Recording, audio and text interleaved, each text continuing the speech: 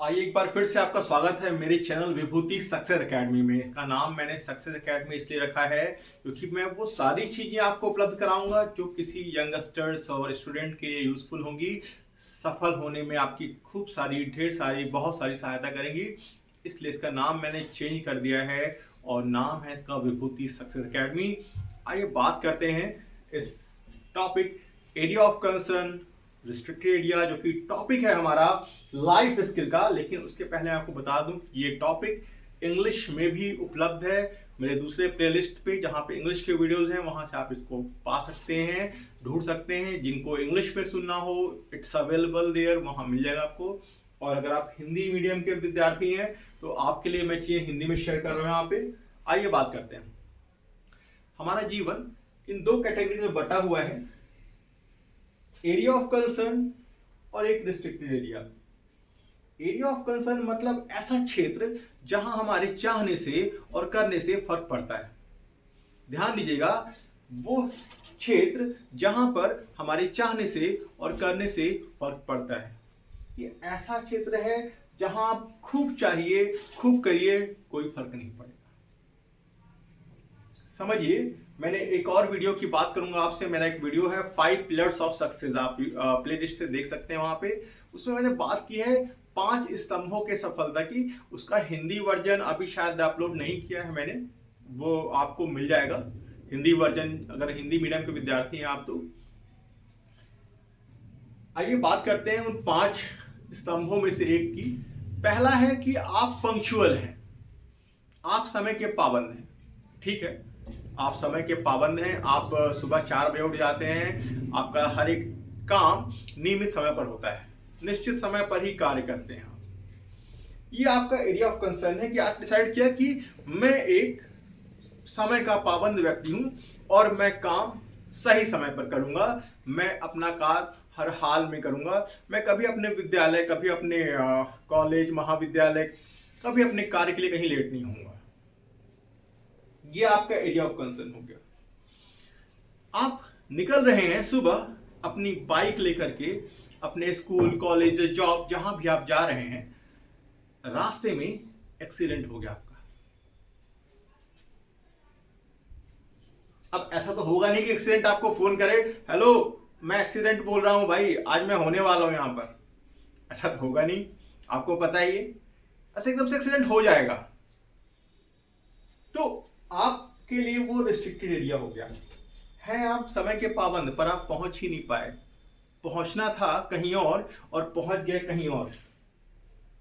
ध्यान दीजिएगा, मानवीय कार्यों की, मानवीय चेतनाओं की कुछ सीमाएं हैं।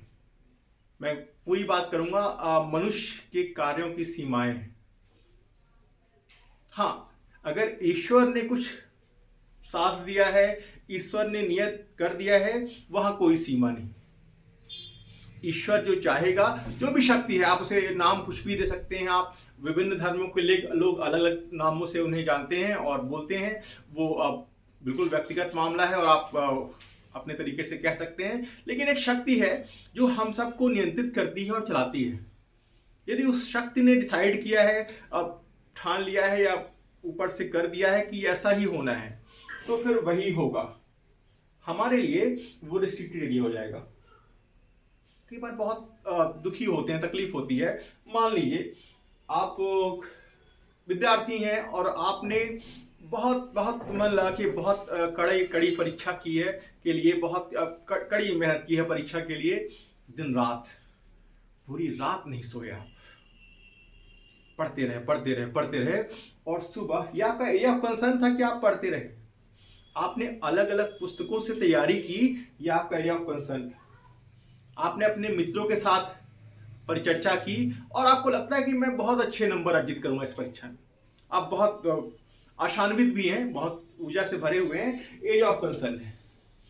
फिर वही अचानक से आपका एक्सीडेंट हो गया और आप परीक्षा हाल में जाने की बजाय पहुंच गए अस्पताल, हॉस्पिटल, रिस्ट्रिक्टेड एरिया। आपने चाहा नहीं था कि आप हॉस्पिटल जाएं, या सुबह आप उठते हैं, आपका पैर स्लिप होता है, फिसल जाता है, फर्स्ट तो बोलेगा नहीं कि आओ बेटा मैं पानी हूं, मैं गिरा हूं, आ जाओ मैं तुमको गिरा दूंगा। ऐसा तो होगा नहीं। आप एकदम से गिर जाएंगे। आपके बैकबोन में, आपकी कमर की हड्डी पे टूट सकती है, हाथ की कुल्ली टूट सकती है, हो सकता है दाहिना हाथ टूट जाए। दाहिने से तो लिखना है, टूट गया, परीक्षा गई, आपके लिए रिस्ट्रिक्टेड हो गया वो एरिया। आपने चाहा, फर्क नहीं पड़ा। हाँ, यहाँ बहुत संभव है कि हम कोस सकते हैं, अरे भगवान किस्मत, नहीं, हमें पता हो कि ये हमारा एरिया ऑफ कंसर्न है। हाँ, यहां हमारे करने से फर्क पड़ना है, यहां तो फर्क पड़ना ही नहीं, तो फिर चिंता किस बात की, ये हम फिर कर लेंगे। आइए कुछ और एग्जांपल देते हैं। मान लीजिए आपका बहुत करीबी मित्र है, बहुत करीबी मित्र है, और आपके साथ हमेशा रहता है। आप शायद उसके बिना रह ही नहीं पाते हैं। हर खुशी, हर गम आप उस अपने एक दोस्त के साथ, अपने मित्र के साथ शेयर करते हैं। महिला या पुरुष कोई भी हो सकता है, कोई लड़का लड़की कोई भी आपका मित्र हो सकता है, जिससे आप अपनी बातें बताते हो, आप उनके साथ खुशियां बांटते हो। और आपने उम्मीद की कि मेरे इस समय में, मेरे इस खास आपका बर्थडे है, आपका जन्मदिन है, या आप कोई फेस्टिवल, जैसे आप कोई त्यौहार मना रहे हैं, आपने उम्मीद की कि मेरा दोस्त, मेरा जो बेस्ट बडी है, मेरा बेस्ट फ्रेंड है, मेरा सबसे अच्छा शुभचिंतक दोस्त है, मेरे साथ जरूर रहेगा। लेकिन आपके दोस्त ने मना कर दिया कि नहीं यार, आज घर पे काम है, आज तो त्योहार है, तो मुझे काम करना है, ये है वो है, मुझे पढ़ना है, मेरा वो एग्जाम है, मुझे पढ़ना है, मुझे ये करना है, वो करना है। कुछ भी आपके फ्रेंड ने बोला और उसने मना कर दिया कि मैं नहीं आ पाऊंगा, मैं नहीं आ पाऊंगी। अब आपका एरिया ऑफ कंसर्न क्या था? आपने बहुत इंसिस्ट किया, बहुत जिद की, प्लीज आ जाओ यार, आ जाओ ना, प्लीज आ जाओ, आ जाओ, आज तो ये मेरा बर्थडे है, मैं बर्थडे कैसे तुम मिस कर सकते हो? पर एरिया ऑफ कंसर्न, आपका एरिया ऑफ कंसर्न, आपने बहुत जिद की, बहुत मनाया उसको, लेकिन रिस्ट्रिक्ट एरिया नहीं आया वो। कुछ परेशानियां हो सकती हैं, कुछ जिम्मेदारियां हो सकती हैं, जिनकी वजह से आपका सबसे अच्छा दोस्त आपके साथ नहीं था।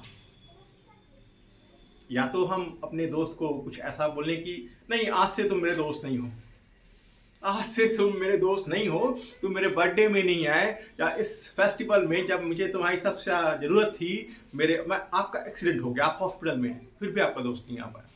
लो, तो ये बात ध्यान रखिए कि पहले तो मैंने दोस्ती की क्यों? पहले सोच समझ के दोस्ती करिए, और अगर दोस्ती की तो मैं निभाऊंगा, मैं निभाऊंगी। अगर आपका सबसे अच्छा दोस्त है, आप समझ जाएंगे कि रिस्ट्रिक्टेड एरिया है भाई, उसके पास मजबूरियां हो सकती हैं, जिम्मेदारियां हो सकती हैं, वो नहीं आया कोई बात नहीं, मैं फिर से उसे बुलाऊंगा, और वो तो आएगा क्योंकि मेरा बेस्ट फ्रेंड है, वो उसे आना पड़ेगा। कोई बात नहीं, मैंने उसे बुलाया, मैंने बहुत जिद की, नहीं आया, अब आज से वो मेरा दुश्मन हो गया है, वो नहीं आया मेरे बर्थडे में, मतलब वो मेरा दुश्मन हो गया है, वो मेरा शुभचिंतक नहीं है। कई बार हमारे माता पिता हमारी छोटी छोटी जरूरतों को पूरी नहीं कर पाते हैं, कुछ परेशानियां होती हैं, कुछ घर के खर्चे, कुछ भी, नहीं नहीं हमको चाहिए मम्मी, हमको चाहिए पापा, हमको चाहिए।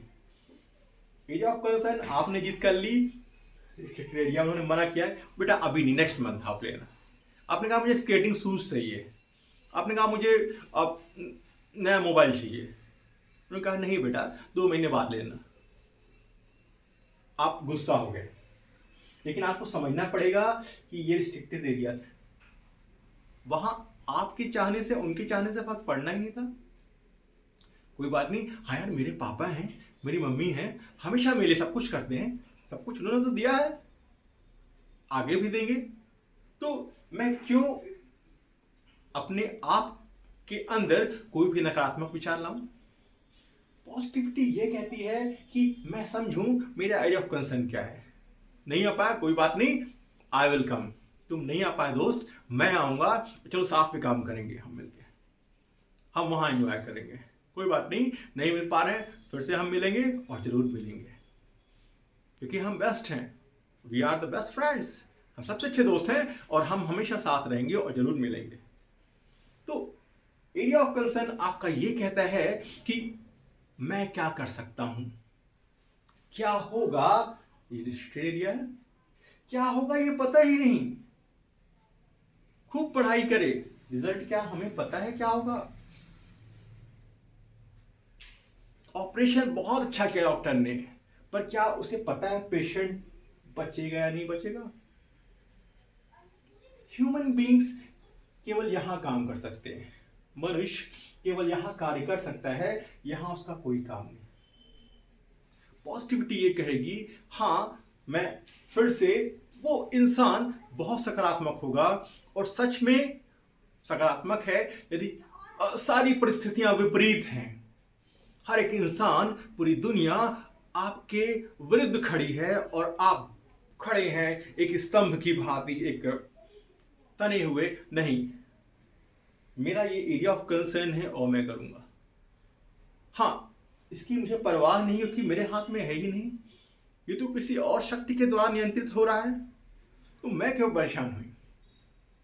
और सबसे खास बात ये होती है उन खास लोगों की जो सबसे बुरी से बुरी स्थिति में भी मुस्कुराते हैं। अच्छी स्थितियों में, खुशी के मौके में तो हर कोई हंस लेगा। मजा तब है जब कंडीशन, परिस्थितियां बहुत प्रतिकूल हों, हर कोई आपका खिलाफ हो, आपके माता पिता, आपके दोस्त, आपके भाई बहन, हर कोई आपका खिलाफ हो और आप उस परिस्थिति में मुस्कुरा रहे हैं।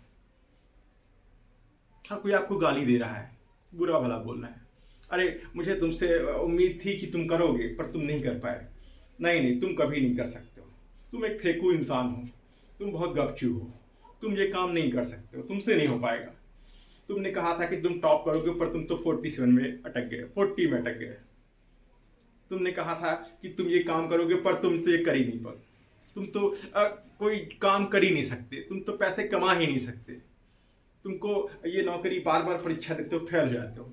हर कोई विरुद्ध है आपके। ध्यान दीजिएगा, परेशान करने वाले अपने ही होंगे।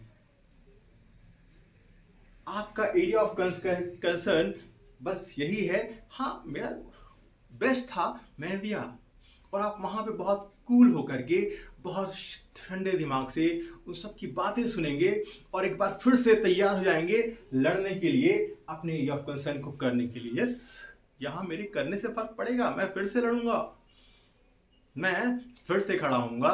अगर एक बार मुझे निराशा मिली है, मैं 1000 बार फिर से आशा लेकर के खड़ा होऊंगा जब तक मुझे सफलता नहीं मिलेगी। कुछ ऐसा ये दृष्टिकोण है आपका, कुछ ऐसा मन है आपका, कुछ ऐसा दिमागी ढांचा है आपका, तो आप सच में एक बड़े महान व्यक्तित्व के मालिक हैं, मैं आपसे बता दूं। और यदि नहीं है, मैं सारे अपने यंगस्टर्स को कहूंगा, अडॉप्ट करिए। परिस्थितियां बहुत प्रतिकूल होंगी, आप वहां मुस्कुराइए,